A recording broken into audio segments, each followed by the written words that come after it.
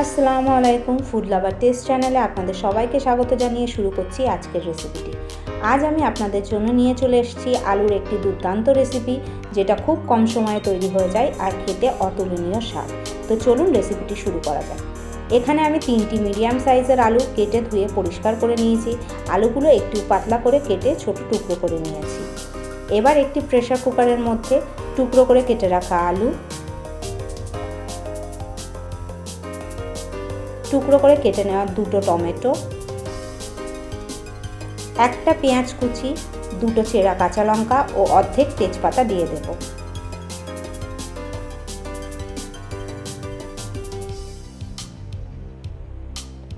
এবার আমি এর মধ্যে গুঁড়ো মশলাগুলো দেব।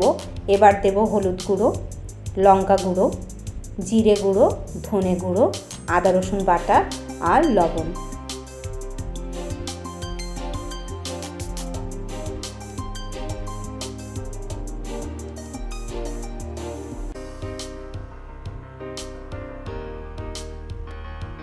দেব 3 টেবিল চামচ সর্ষের তেল। সব কিছুকে একবার একটি চামচের সাহায্যে ভালো করে মিশিয়ে নেব।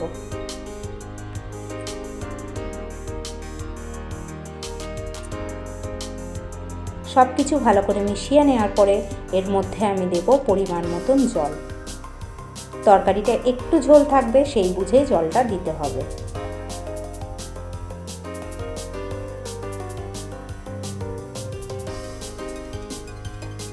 এবার প্রেসার কুকারের মুখটা বন্ধ করে হাই ফ্লেমে 3টে সিটি দিয়ে নেব। সিটি দিয়ে নেওয়ার পরে প্রেসার কুকারটা ঠান্ডা হতে দেব। সিটি দেওয়া হয়ে গেছে। প্রেসার কুকারের ঢাকনা খুলে এবার হাই ফ্লেমে 5 থেকে 6 মিনিট তরকারিটা একটু ফুটিয়ে নেব। আর একটি চামচের সাহায্যে আলুগুলোকে হালকা করে ম্যাশ করে দেব, তাহলে তরকারিটা একটু গাঢ় হবে।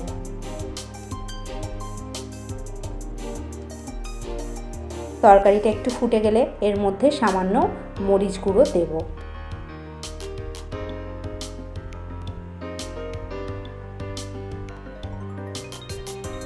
এই সময় গ্যাসের ফ্লেম হাই থাকবে। মরিচ গুঁড়ো দেওয়ার পরে আর 1 থেকে 2 মিনিট ফুটিয়ে নিয়ে গ্যাসের ফ্লেম বন্ধ করে দেব। তৈরি হয়ে গেল দারুণ স্বাদের এই রেসিপিটি।